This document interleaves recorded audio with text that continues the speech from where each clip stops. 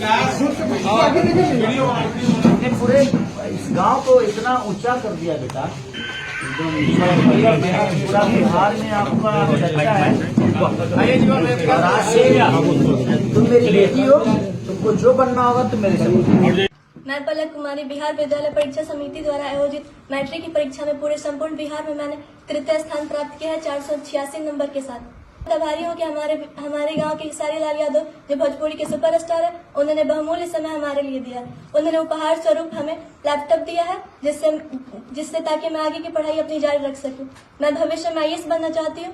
उनका कहना है कि वे भविष्य में मेरी सफलता में सहायक बनेंगे तथा अथक प्रयास कर मुझे IAS बनाने में सहयोग करेंगे।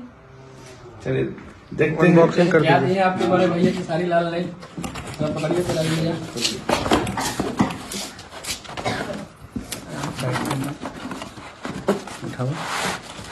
वाह, एकदम ब्रांड न्यू लैपटॉप। वाह,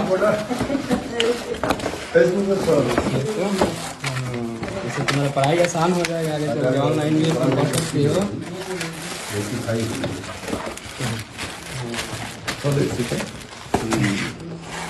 बहुत बहुत गिफ्ट है आपके लिए। चलो अच्छा है। देखो तो बहुत खुश हो ना। हाँ। साई भैया का धन्यवाद बोलो। धन्यवाद।